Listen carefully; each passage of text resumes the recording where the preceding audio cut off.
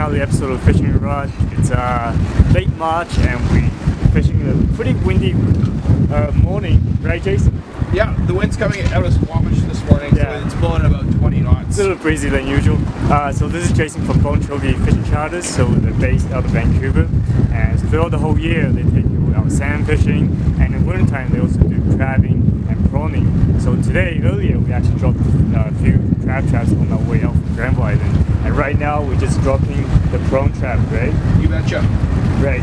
So the prawns that we're getting what, spotted prawns? They're all spot prawns. So they're the largest shrimp species in BC and very tasty shellfish, right? Yeah, they're very sought after for sure. Right, right. And the traps that we're dropping down, the depth that we're fishing at, we're prawning at, is how deep usually? Typically between 200 and 350 feet. Yeah. And, pardon me. And when you prawn, you want to kind of look for a shelf or a ledge. So we try and find an area that has a fairly steep ledge and then a flat, and then you just kind of line your trap up on the edge. Yeah. Structure is really important. Yeah. So wintertime would be the typical prawning season, I guess? Yeah, for the most part. I mean, the commercial season opens up in early May, right? So it's usually best from about November to early May. Yeah, yeah. So if you want to come out in the wintertime, they can do some salmon fishing and catch some crabs and prawns. You betcha. Yeah, combo package in the wintertime for sure. Great. Well, I'm looking forward to the seafood safari here. Yeah, hopefully we catch a prawn. Okay, let's get going. So these traps going all the way to the bottom? Yeah, they're going right down about 260 feet or so right now. And they're baited up with prawn pellets and a bit of salmon as well. We kind of find that the pellets, bring them in, and then if you want the prawns to stay, you got to use some sort of meat. So they'll actually go in the traps and start picking away at the meat. So this is Jeff from Scotty Fishing, and it's a BC-based company that makes a variety of fishing-related products such as downriggers. And today we're going to show you our little setup here, which is a prawn trap puller, and Jeff's going to tell you us all about it. It's pretty neat because the trap itself is actually around 200 feet deep. So if you're doing manually, it takes a long time to pull it up, right? But what's Alex doing right now? Right now she's just wrapped the rope a couple times around the capstan, and very little finger pressure is all it takes to bring the trap up. There's just a weight that we had part way up the length. You can actually just skip that, Alex. The beauty of this is that you can just take the rope right off really fast. Start it back up again.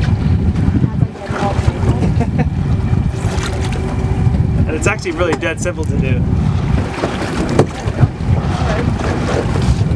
You can just step to one side there, Alex. You can just see how that works. Oh yeah, so it's very, very little effort. Yeah, very little effort. The beauty of this puller also is that if you have a Scotty mount and Scotty plug, you take your downrigger off, put your puller on, and you're good to go. You don't have to rewire or refuse anything. It's really simple. Yeah, that definitely makes it a little less tiring than pulling it 200 feet up. Definitely. Yeah, I'm literally just guiding the rope like I can pretty much do it with 2 fingers. And just keep dropping it down here on the deck. The other nice thing, Rod, is that this is a nice compact unit, so that when you're done, you can just stow it under a seat. Yeah, it's not very big in the cabin. Very low amperage draw. Right. So I'm hoping to see some prawn here. Jason dropped the traps. It was last night? Last night, yeah. Last night, so it's been soaking for, I don't know, like 12 hours. You bet. So let's see, get some surprises down here. I've actually never done spotted prawn fishing before, so I'm pretty excited to see these.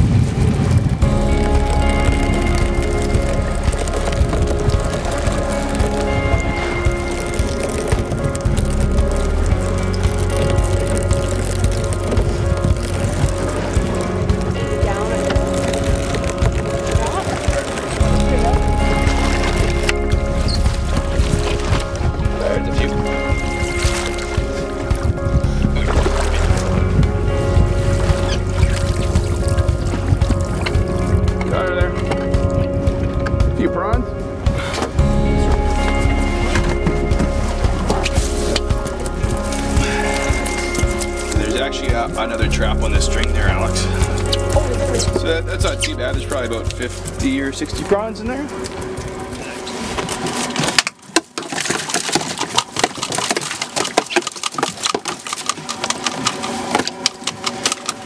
And what we also like to do as well is just to check if there's any females in there, because the females obviously have the eggs, so we like to throw the ones with any eggs back. But it looks like these ones are mostly pretty clean. Right. If there's females, you can usually see them, all the eggs lined in here.